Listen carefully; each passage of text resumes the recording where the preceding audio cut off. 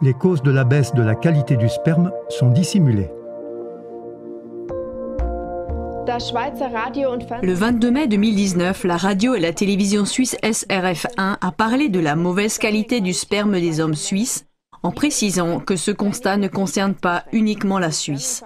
En effet, la qualité du sperme a baissé partout dans le monde au cours des 50 dernières années, avec des différences considérables d'un pays à l'autre.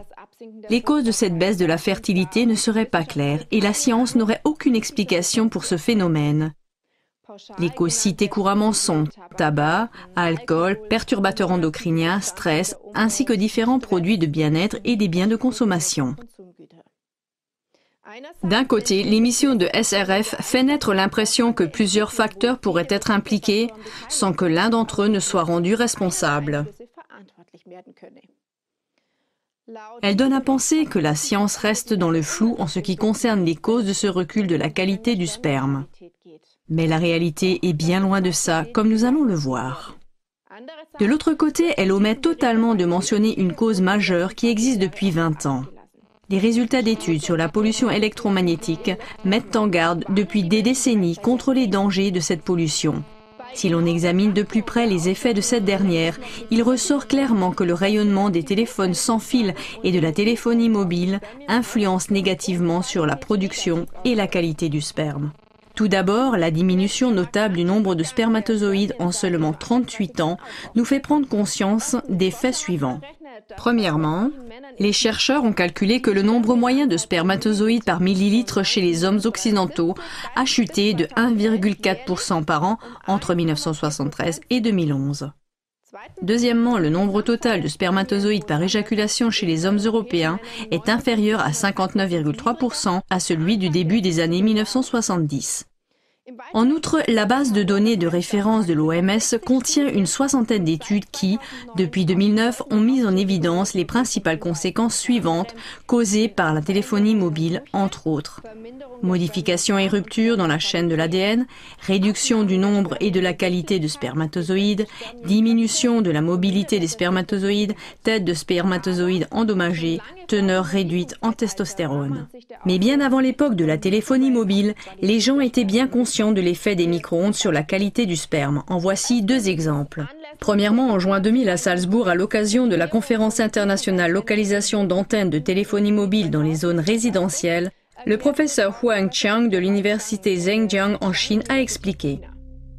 Dans le passé, pour contrôler le taux de natalité, les Chinois utilisaient des micro-ondes pour irradier les testicules afin de tuer les spermatozoïdes, jusqu'à ce que nous arrivions à la conclusion que cette technologie pouvait également être utilisée pour téléphoner. Les hommes se sont alors plaints d'impuissance. Deuxièmement, des résultats plus anciens montrent des troubles de fertilité causés par les micro-ondes et les rayons X chez des soldats qui ont été exposés à des radars et à des radiations à haute fréquence durant leur travail. Les dommages causés sur les descendants par les modifications du génome génétique ont également été prouvés. Le professeur Stanton Haglans de l'Université de Californie en arrive à la conclusion suivante. Au vu de toutes les informations dont nous avons discuté au sujet des téléphones portables et du sperme, nous pouvons affirmer avec certitude que le rayonnement de la téléphonie mobile a un effet négatif sur le sperme. Les études du médecin environnemental Joachim Mutter et Peter Hensinger nous apprennent ce qui suit. L'arsenic, le plomb, le mercure, le PVC et divers plastifiants, ainsi que les pesticides dans l'alimentation, figurent depuis longtemps sur la liste des raisons qui causent des dommages au sperme. Cependant, l'utilisation de champs électromagnétiques de faible intensité, tels que ceux utilisés pour les smartphones et les tablettes, est plus récente. Ils sont souvent utilisés près des organes reproducteurs, comme l'ordinateur portable sur les genoux. La plupart des hommes portent leur smartphone dans leur poche de pantalon. C'est la raison pour laquelle, dans le mode d'emploi, l'industrie met en garde que les appareils terminaux ne doivent pas être portés près du corps, mais à une certaine distance de celui-ci.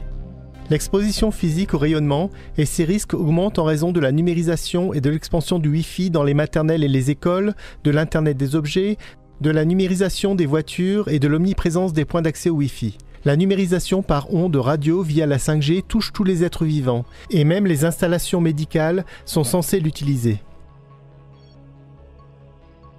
La couverture médiatique contrôlée par l'industrie est de toute évidence incomplète, mais les gens ne peuvent pas contourner ces prédictions comme par exemple la mauvaise qualité du sperme par la téléphonie mobile, car ces avertissements sont déjà devenus une réalité mesurable. Deux questions se posent ici.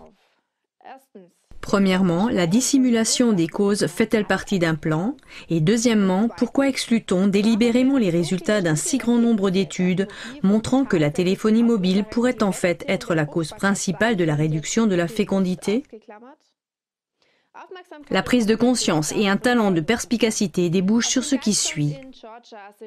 Sur les Guidestones en Géorgie, les 10 règles pour un âge de raison sont gravées en 8 langues dans un monument de granit de 120 tonnes dont les auteurs se cachent derrière un strict anonymat.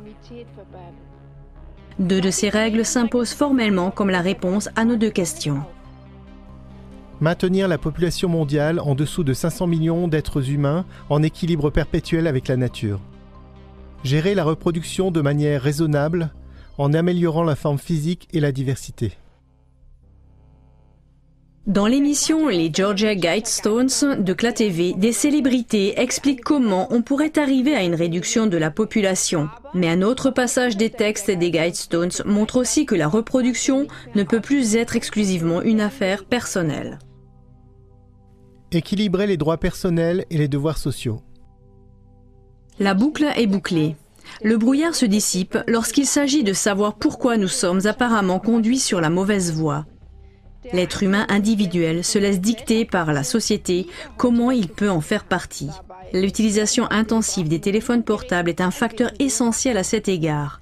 Grâce à l'utilisation de la nouvelle technologie 5G, le rayonnement est toujours plus élevé, le tout au nom de la sécurité et pour simplifier la vie. Mais le prix à payer pour l'humanité est élevé. La fertilité des hommes est déjà en danger.